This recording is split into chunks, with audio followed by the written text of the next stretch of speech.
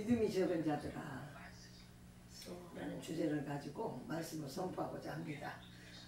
우리 마태복음 6장 25절 34절 말씀은 우리가 너무 잘 아는 말씀이죠. 이제 이 말씀은 공중의 새나 들의 벽화파는 그 생존을 전적으로 하나님이 정하신 생존 법칙에 의뢰하고 있다는 점에서 또는 필요한 것만큼의 양으로 만족하고 더 이상을 탐하지 않는다는 점에서 우리가 생각해 볼 때 인생의 최고 가치를 추구하는 성도가 물질의 필요에 대하여 어떤 자세를 가져야 할지를 보여주는 말씀입니다. 33절에는 그렇게 말씀하셨죠. 너희는 먼저 그 나라와 그 의를 구하라. 그리하면 이 모든 것을 너희에게 더하시리라. 그런데 너희는 먼저 그 나라와 그 의를 구하라. 굉장히 강하게 명령하신 거예요. 네. 마태복음 5장 1절에서 7장 29절까지의 말씀은 예수님의 산상순으로서 성도들에게 천국 가는 방법에 대해서 선포하신 말씀입니다. 산상수훈의 전체의 요점이 바로 먼저 그 나라와 그 의를 구하라는 것입니다. 아멘. 즉 성도는 최고의 가치를 하나님 나라에 두고 아멘. 하나님의 의만을 사모하면서 만족하고 또 그것을 실천해 나가되 인생의 다른 어떤 부분에 앞서 최우선에 두고 그 외의 것은 오로지 하나님께 전적으로 맡기는 신앙생활을 하여야 함을 보여주는 말씀입니다. 그리하면 이렇게 말씀하셨죠. 이 모든 것을 너희에게 더하시리라. 너희가 그렇게 하면 이 모든 것을 너희에게 더하시겠다는 것이에요. 그러면 이 모든 것을 너희에게 더하시라는 의미는 상대적으로 무조건 많이 주는 것이 아니라 우리 영혼의 만족과 평안을 주시며 또 인생의 필요 조건을 충분히 채워주시겠다는 뜻입니다. 우리 요한복음 14장 27절에서 말씀하셨잖아요. 평안을 너희에게 끼치노니 곧 나의 평안을 너희에게 주노라. 내가 너희에게 주는 것은 세상에 주는 것과 같이 아니하니라. 너희는 마음에 근심도 하지 말고 두려워하지도 말아라. 이렇게 말씀하셨죠. 그런데 이 염려하지 말라는 이 말씀을 우리가 데살로니가전서 5장 16절로 18절 말씀 다 잘 아시죠? 여기 뒤에도 있죠.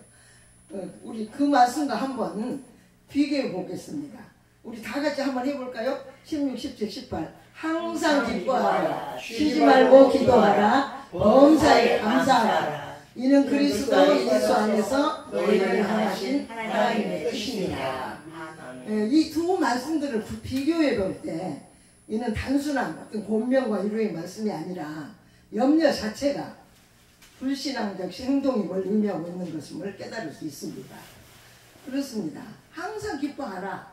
쉬지 말고 기도하라. 범사에 감사하라. 이는 그리스도 안에서 너희를 향하신 하나님의 뜻이라. 이렇게 말씀하셨어요. 그러니까 우리가 염려하는 거는 불신앙이에요. 기뻐하라. 시키다 이게 다 명령이거든요. 그래서 우리 그냥 너무 염려가 자연스럽죠. 그런데 이제 말씀을 통해서 우리가 이렇게 비춰볼 때는 때로는 섬찟해요. 사랑하는 여러분, 그의 나라와 그의 의의를 확실하게 구한 사람은 이미 영생을 소유한 사람이라는 것이에요. 그런데 이런 사람이 무슨 염려할 일이 있겠습니까? 왜냐하면 바로 영생이니까. 하나님의 나라는 저 멀리 하늘에 있는 먼 나라가 아니라 바로 내 안에 있다는 것을 알게 되는 것이 바로 믿음입니다. 그런데 만약 우리 마음밭에 뿌려진 믿음의 씨가 썩지 않고 그대로 있다면, 즉 우리 육이 죽지 않고 그대로 살아있다면, 우리의 머리가 그리스도의 머리로 바뀌지 않는다면 우리에게 그 어떠한 변화의 역사도 일어나지 않는다는 것입니다. 이러한 우리를 향하여 우리 주님께서는 이 믿음이 적은 자들아 하시며 책망하신다는 것이에요. 사랑하는 여러분, 우리가 지속적으로 말씀 교제를 통하여 말씀을 깨닫고 우리 속사람이 자라서 말씀 충만, 성령 충만하게 될 때 우리 육이 죽고 마음판이 완전히 뒤집어지면 놀라운 변화의 역사가 일어나게 된다는 사실을 믿으시기 바랍니다. 아멘. 사랑하는 여러분, 하나님께서는 우리에게 선물로 주신 믿음의 씨 안에는 놀랍게도 거대한 하나님의 나라와 9가지 은사와 하늘나라 법인 통달의 씨를 압축해서 회오리바람처럼 휘행하고 우리 안에 있는 믿음의 씨 안에 넣어주셨다는 것이에요. 우리가 이것을 알게 되는 순간 우리에게는 더 이상 비밀이 아니라는 것입니다. 알면 비밀이 아니죠. 믿으시기 바랍니다. 그런데 우리가 말씀이 없어 깨닫지 못한 채 그대로 가지고만 있으면 어떠한 역사도 어떠한 변화도 일어나지 않을 뿐 아니라 궁극적으로 하나님께서는 네 촛대를 그 자리에서 옮기리라는 무서운 책망을 받게 된다는 것입니다. 이제 우리는 정신을 차려야 합니다. 철저한 회개를 통하여 굳어진 우리 마음밭을 기경하여 좋은 밭으로 만들어 내 안에 예수님께서 뿌려주신 믿음의 씨가 푹 썩어서 씨 줄기 열매 즉 믿음 소망 사랑으로 우리 육이 죽고 영이 살아 믿음의 완성을 이루어야 되겠습니다. 우리 누가복음 17장 21절에 보면 이거는 짧은 거 제가 읽어드릴게요. 하나님의 나라는 볼 수 있게 임하는 것이 아니요 또 여기 있다 저기 있다고도 못하리니 하나님의 나라는 너희 안에 있느니라 이 말씀하셨어요. 우리 모두는 예수를 믿는 순간 하나님께 선물을 받았습니다. 에베소 2장 8절에 말씀하셨죠. 너희가 그 은혜를 인하여 믿음으로 말미암아 구원을 얻었나니 이것이 너희에게서 난 것이 아니요 하나님의 선물이라. 아멘. 여러분 하나님께서 주신 선물이 클까요 작을까요? 또 그 안에 무엇이 들어있을까요? 무척 궁금하시죠? 마태복음 13장 31절에 보면 또 비유를 베풀어 가라사대 천국은 마치 사람이 자기 밭에 갖다 심은 겨자씨 하나 같으니 이는 모든 씨보다 작은 것이로되 자란 후에는 나물보다 커서 나무가 되매 공중의 새들이 와서 그 가지에 깃들이느니라. 예수님께서는 천국을 모든 씨보다 작은 겨자씨에 비유하십니다. 모든 씨의 특성은 뿌리면 껍질이 썩고 그 안에서 싹이 나온다는 것입니다. 싹이 나오면 자라서 줄기가 되고 꽃이 피고 열매가 맺는 큰 나무가 되면 새들이 와서 깃들이는 안식처가 된다는 것입니다. 그런데 만약 그 씨가 썩지 않고 하나 그대로 있다면 그 씨는 죽은 씨로서 아무 변화도 일어나지 않는다는 것입니다. 사랑하는 여러분, 하나님께서 아담의 코에 생기를 불어넣으셨던 것처럼 예수님께서 우리 안에 생기를 훅 불어넣어 주셨습니다. 예수님께서 우리 마음밭에 겨자씨만한 믿음의 씨를 훅 뿌려주셨다는 것입니다. 우리 이거 좀 찾아와서 같이 읽겠습니다. 마태복음 8장 23절 27절 말씀입니다. 마태복음 8장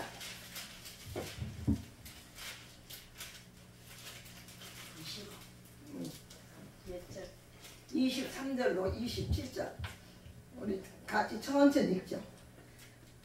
다 같이 읽으시겠습니다. 배에 오르심에 제자들이 쫓았더니 바다에 큰 노로 일어나 물개를 배에 덮이게 되었으되 예수는 주무시는지라. 그 제자들이 나와 깨우며 가로되 주여 구원하소서 우리가 죽겠나이다.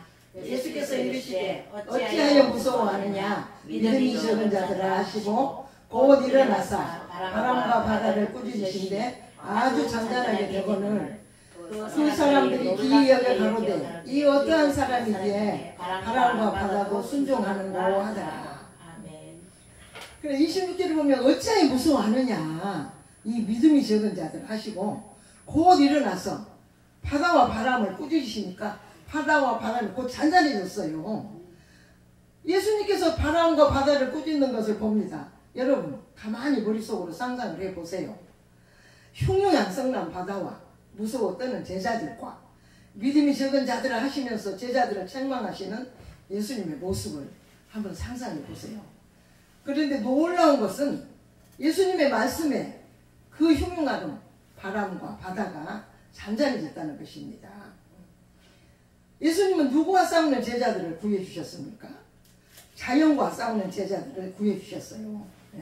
우리는 여기서 생각나는 게 없습니까? 말씀으로 천지 만물을 창조하신 창조자 하나님 생각납니다. 예수님도 말씀으로 자연을 꾸짖으신 거죠. 잔잔해지고. 하나님께서도 말씀으로 이 천지 만물을 다 창조하셨잖아요. 말씀을 한 군데 더 보겠습니다. 마태복음 14장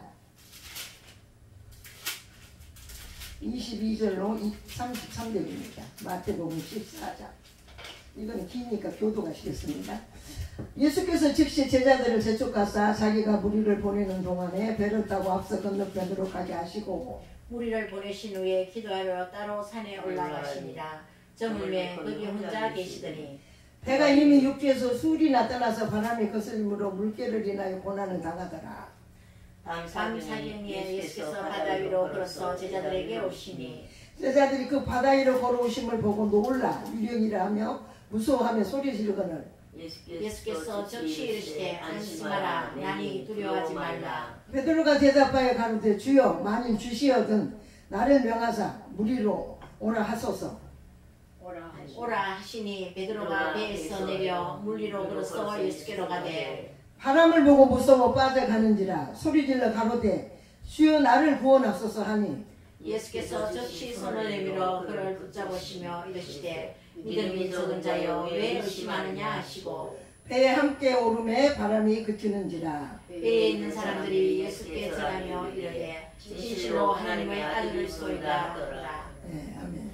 이 사건은 예수님께서 물고기 2마리와 보리떡 5개로 5,000명을 먹이신 후 무리를 보내는 동안에 제자들을 재촉하사 먼저 배 타고 앞서 건너편으로 가게 하시고 예수께서는 기도하시고 따로 산에 올라가신 동안에 제자들은 이미 육지에서 수울이나 떠나 바람이 거슬림으로 고난을 당하고 있는 중입니다. 역시 제자들이 자연과 싸우고 있는 중입니다. 바로 그때 제자들이 바다 위로 걸어오시는 예수님을 보고 놀라 유령이라 하며 무서워 떨며 소리 지르고 야단이 났습니다. 물 위로 걸어오는데 얼마나 놀라겠어요. 사람일 수가 없죠. 그죠? 그때 예수님께서 즉시 안심하라 내니 두려워 말라 하시면서 제자들을 안심시키셨습니다. 바로 그때 베드로가 예수님이심을 알아봤습니다. 그리고 예수님을 향하여 소리를 칩니다. 주여 만일 주시어던 나를 명하사 무리로 오라 하소서 합니다. 예수께서는 즉시 베드로에게 오라 하시니 베드로가 배에서 내려 무리를 걸어서 예수께로 갑니다. 그런데 그때 예수님만을 바라보며 무리를 걷던 베드로가 갑자기 바람을 보고 무서워 물에 빠져 들어가면서 주여 나를 구원하소서 하니 예수님께서 즉시 손을 내밀어 베드로를 붙잡으시며 믿음이 적은 자여 왜 의심하였느냐고 하십니다. 여기 이 베드로의 모습이 바로 오늘의 우리의 모습이 아닐까요? 베드로가 완성이신 예수님만을 바라보며 나아갈 때는 무리를 걸을 수 있었으나 갑자기 바다를 바라볼 때 물에 빠져 들어갔습니다. 우리 역시 처음 예수님을 만나 거듭났을 때 예수님만이 우리의 전부였고 세상의 어떠한 환경도 그 누구도 무섭지 않고 기쁨이 충만하여 예수님의 말씀을 듣고 성령의 인도하심만을 믿고 담대했던 첫사랑의 체험들이 성령 받은 사람들에게는 다 있는 줄 믿습니다. 아멘. 그러나 지속적인 말씀 교제를 하지 못하니까 말씀으로 내 안에 채우지 못하고 말씀 안에 붙들리지 못해서 첫사랑의 뜨거움은 점점 나에게서 식어져 가고 귀머거리 소경 안진배가 되어서 많은 시간들을 낭비한 채 여기까지 왔습니다. 사랑하는 여러분, 지금이 바로 우리의 잃어버린 첫사랑을 회복할 때입니다. 아직 우리가 살아있기에 얼마나 다행이며 감사한 일인지 알 수 없습니다. 죽으면 모든 것이 끝이며 우리에게는 백보자 심판만이 기다리고 있는 것입니다. 우리가 회복할 수 있는 기회는 오직 살아있을 때만이 가능하다는 것입니다. 마태복음 17장 14절 20절을 다시 보겠습니다. 우리 강도사님 좀 읽어주세요.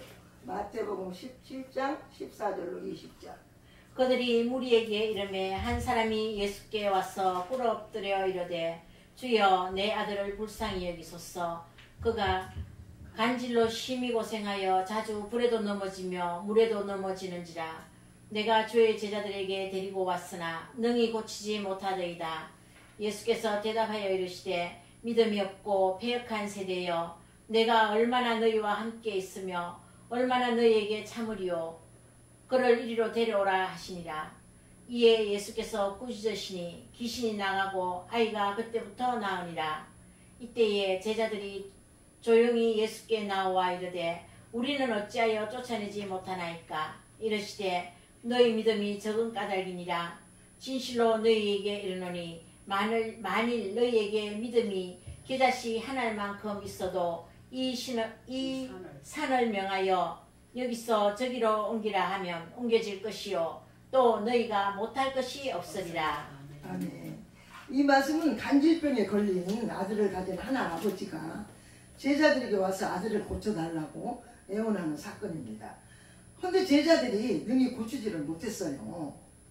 그때 예수님께서 오셔서 이 믿음이 없고 패역한 세대여, 내가 얼마나 너희와 함께 있으며 얼마나 너희를 참으려, 그를 이리로 데려오라고 하십니다. 예수님께서 귀신을 나가라고 꾸짖으시니 귀신이 금방 나갔죠. 네. 그때부터 아이는 다 나았습니다. 할렐루야. 이 광경을 본 제자들이 조용히 예수님께 묻습니다. 우리는 어찌하여 쫓아내지 못하였나이까. 예수께서 말씀하십니다. 너희 믿음이 적은 영혼이라 하셨습니다. 문제는 믿음이 적은 영혼이라는 것입니다. 그리고 이어 말씀하십니다. 너희에게 겨자씨만한 믿음이 있다면 뽕나무도 바다로 옮길 수 있다고 말씀하십니다. 또 큰 산도 바다로 옮길 수 있다고 말씀하십니다. 그러니까 그리고 너희가 못할 것이 없으리라고 하십니다. 여기서 뽕나무가 무엇일까요?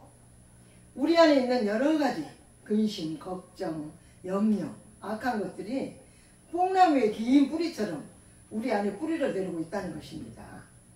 바다로 옮긴다는 것은 무엇일까요? 우리가 말씀 교제를 통하여 한 말씀 한 말씀 영적으로 깨닫게 될 때 말씀의 참빛이 우리 안에 비침으로 우리 안에 있는 육적 자아인 어두움들이 물러간다는 것입니다.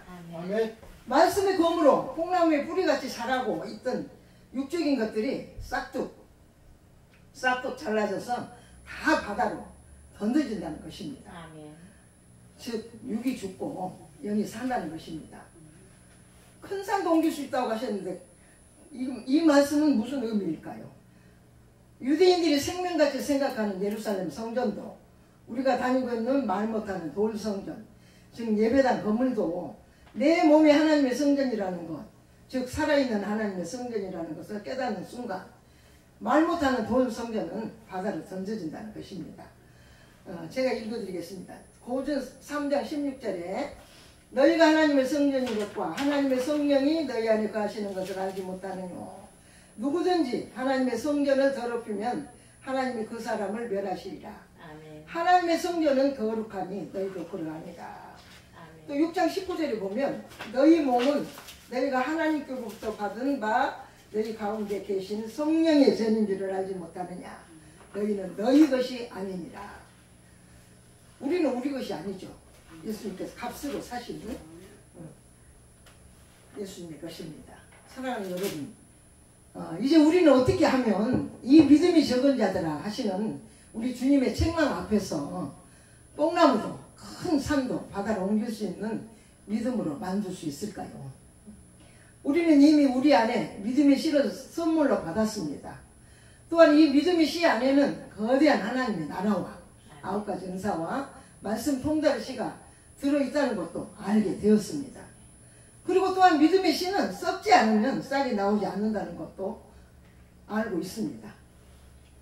즉 우리의 육이 씨와 같이 죽지 않으면 우리에게는 아무 변화도 일어나지 않을 뿐더러 결국은 하나님께로부터 네 안에 소떼를 옮기시겠다는 무서운 경고를 받게 되는 일만 남았습니다. 촛대를 옮기시겠다는 것은 결국 하나님께서 내 안에서 떠나시겠다는 말씀입니다. 이 말씀은 아시아 일곱 교회, 에베소 교회 책망의 말씀이죠. 네 처음 사랑이 어디서 떨어졌는지 회개하고 처음 사랑을 찾으라. 그렇지 않으면 내가 떠나겠다. 이 두려움은 하나님의 경고 앞에 더 이상의 핑계나 망설임은 다만 스스로 내 자신을 사망의 웅덩이로 떨어뜨리는 악함이 아닐 수 없습니다. 우리는 이 피할 수 없는 현실 앞에 서 있는 우리 자신의 모습을 똑바로 직시해야 하겠습니다. 히브리서 2장 3절 우리 여기 누구야? 목사님 읽어주세요. 히브리서 2장 3절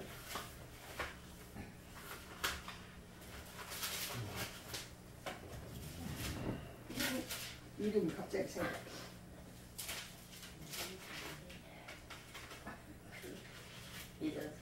2장 3절. 제가요? 몇 절까지? 그한 3절만. 그러므로 우리는 2장 3절. 2장 3절. 우리가 이같이. 예. 우리가 이같이 큰 구원을 동안이 여기면 어찌 그 보응을 피하리요? 그 다음에 4장 1절 읽어주세요. 4장 1절. 그러므로 우리는 두려워할지니 그의 안식에 들어갈 약속이 남아 있을지라도 너희 중에는 혹 이르지 못할 자가 있을까 함이라. 아멘. 빌립보서 2장 12절에서도 바울 사도께서도 말씀하셨어요. 항상 복종하여 두렵고 떨림으로 너희 구원을 이루라. 권면하시면서 구원의 안생을 위해서 성도들은 다툼이나 불평이 없어야 한다고 권면하고 있습니다. 우리가 처해 있는 현재의 교회 안에서 신앙생활을 하고 있는 많은 성도들 중에서도 내 안에 믿음의 씨가 있다는 자체도 알지 못한 채 열심으로 교회 생활을 하는 성도들이 많이 있다는 것입니다. 헌금을 많이 내고 교회 봉사를 많이 하는 것이 결코 믿음의 척도가 아니라는 것입니다.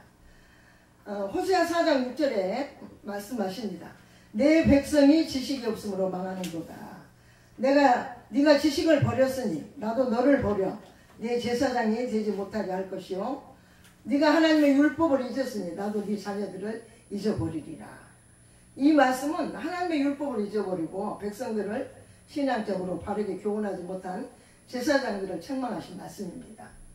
호세아서 6장 1절을 보면 오라 우리가 여호와께로 돌아가자. 여호와께서 우리를 찢으셨으나 도로 낫게 하실 것이요 우리를 치셨으나 싸매어 주실 것입니다. 그러므로 우리가 여호와를 알자. 힘써 여호와를 알자. 그의 나오심은 새벽빛같이 일정하니 비와 같이 땅을 적시는 늦은 비와 같이 우리에게 임하시리라. 또 6절 말씀을 보면 나는 인애를 원하고 제사를 원치 아니하며 번제보다 하나님을 아는 것을 원하나. 아멘. 하나님께서는 우리가 하나님을 아는 걸 원하신다는 거예요. 무엇보다도. 요한복음 17장 3절을 보면 영생은 본 유일하신 참 하나님과 그의 보내신 자 예수 그리스도를 아는 것입니다. 예수님께서는 순환전 기도에서 순환전에 기도하셨습니다. 우리가 여호와를 아는 것이 영생이며 우리가 우리 주님을 만나기 위해서는 먼저 우리 주님을 알아야 된다는 것입니다. 아멘.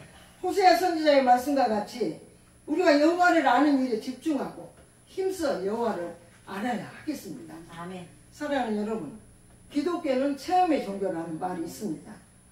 갈라디아서 6장 17절에 사도 바울의 고백과 같이 이후로는 누구든지 나를 괴롭히 말라. 내가 내 몸에 예수의 흔적을 가두노라.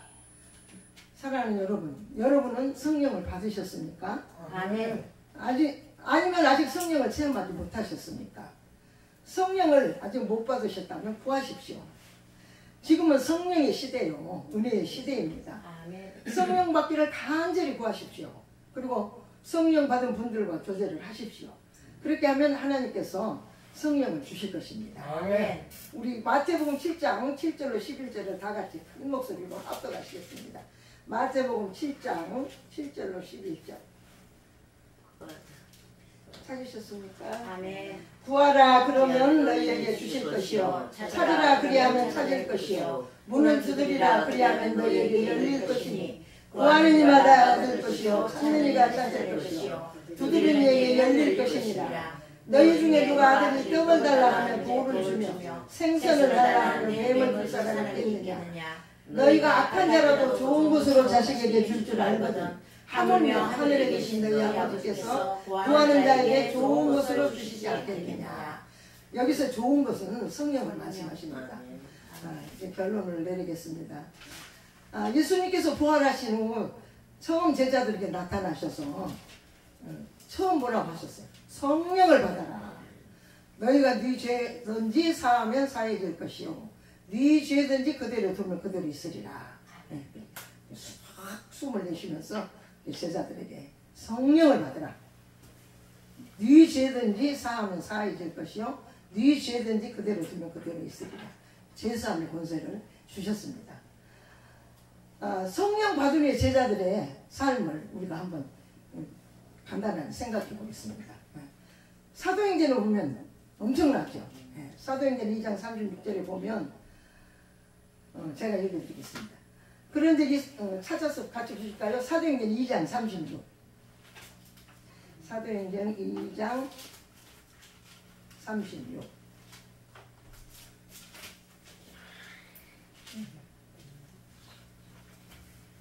같이 읽으시겠습니다. 그런즉 이스라엘 온 집이 정령할지니 너희가 십자가에 못 박은 이 예수를 하나님이 주와 그리스도가 되게 하셨느니라 하니라. 저희가 이 말을 듣고 마음에 찔려 베드로와 다른 사도들에게 물어 가로되 형제들아 우리가 어찌할꼬 하거늘 베드로가 가로되 너희가 회개하여 각각 예수 그리스도의 이름으로 세례를 받고 제사함을 하라. 그리하면 성령을 선물로 받으리니 이 약속은 너희와 너희 자녀와 모든 먼데 사람 곧 우리 하나님이 얼마든지 부르시는 자들에게 하신 것이라 하고 또 여러 말로 확증하여 권하여 가로되 너희가 이 폐역한 세대에서 구원을 받으라 하니 그 말을 받는 사람들은 세례를 받음에 이날에 제자의 수가 3,000이나 더하더라. 놀라운 일이 생겼죠. 성령 받기 전에 예수님께 책망받던 베드로 설교할 때 3,000명씩 세례받는 놀라운 역사가 일어났습니다. 또 4장 1절에서 4절 말씀 같이 읽겠습니다.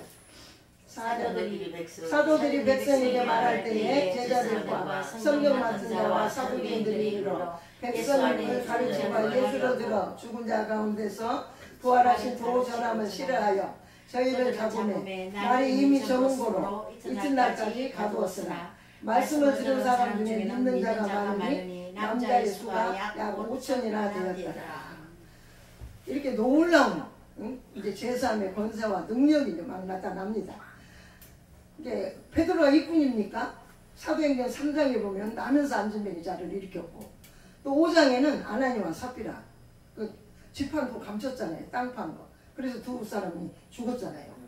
또 베드로의 그림자라도 막 병이 고쳐지고 또 애니야 중풍병을 고쳐주고 여인 다비다 도로가가 죽은 도로를 살려주셨습니다. 이 모든 것이 내 안에 보혜사 성령이 오셨기 때문에 가능한 것입니다. 아멘. 네. 얼마나 막 흥분되지 않습니까? 우리는 모든 걸 다 가졌어요. 근데 그걸 모를 때는 참 비밀이죠. 그게 다 하나님의 비밀이에요. 그런데 이제 우리가 말씀 교제를 통해서 하나하나 알게 되니까 막 나도 모르게 내가 대단한 사람이잖아요. 내가 얼마나 대단한 사람이에요. 정말 보배롭고 존경한 거고 말할 것도 없고 정말 엄청난 일을 행할 수 있는 우리거든요. 이제 우리의 입술을 통해서 이사야도 그랬잖아요. 제단스포로 입술을 찢었을 때 이제 그 입술로 성령이 우리 입술을 사용하시는 거죠. 그러니까 우리는 정말 뭐 여러 말 할 게 없습니다. 감사한 것 뿐이고 또 하나님께서 이렇게 뜻이 계셔서 우리에게 찬양 선교교회를 우리에게 이렇게 연결시켜 주신 것도 저는 놀라운 일인 것 같아요. 네. 하나님께서는 하나님의 때에 하나님의 방법대로 하나님이 하세요. 근데 그 때가 딱 돼야 해요. 그러니까 우리는 걱정할 게 아무것도 없어요. 그냥 그냥 날마다 할렐루야야 할렐루야. 아멘, 아멘. 그리고 말씀하고 말씀 교제하고 찬양하고 기도하고 그래서 때가 되면 하나님께서 우리를 쓰실 줄 믿습니다. 아멘. 예, 감사합니다.